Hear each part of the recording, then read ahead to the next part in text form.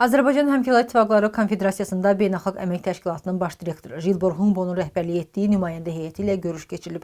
Konfederasiya sədri Sahib Məmmədov Azərbaycan Həmkarlar İttifaqları ilə BƏT arasında qarşılıqlı faydalı əlaqələrdən danışıb. Ölkəmizdə təşkilatın işçi hüquqları ilə bağlı 59 konvensiyanın ratifikasiya olunduğunu qeyd edib.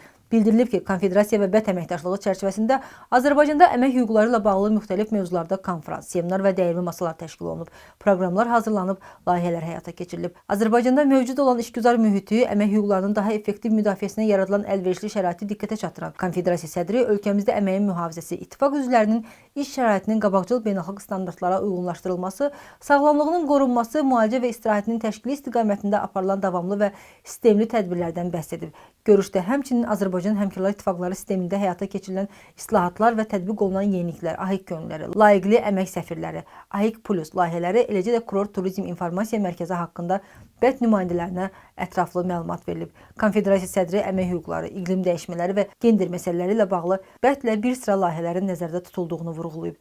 BƏT-in baş direktoru Jilbor Humbo Azərbaycanda olmaqdan məmnunluğunu ifadə edib, rəhbər olduğu təşkilata AHİQ-in səmərəli əməkdaşlığından, həyata keçirilən layihələrin əhəmiyyətindən danışıb, əlaqələrin səviyyəsini yüksək dəyərləndirib. Jilbor Humbo BƏT-in qərar və tövsiyələrinin Həmkarlar İttifaqlarının effektiv fəaliyyəti üçün önəmini qeyd edib və bu məsələlərə konfederasiyanın həssas yanaşdığını bildirib. Tərəflər əməkdaşlığın inkişaf istiqamətləri, eləcə də qarşılıqlı maraq doğuran digər məsələlərlə bağlı fikir mübadiləsi aparıblar. Görüşdən sonra BƏT-in baş direktoru Jilbor Humbo və nümayəndə heyətinin üzvləri kurort turizm informasiya mərkəzində yollayışların verilməsi prosesində tətbiq edilən yeniliklərlə, eləcə də yeni yaradılmış əməyin mühafizəsi və hüquqi yardım mərkəzi ilə tanış olublar.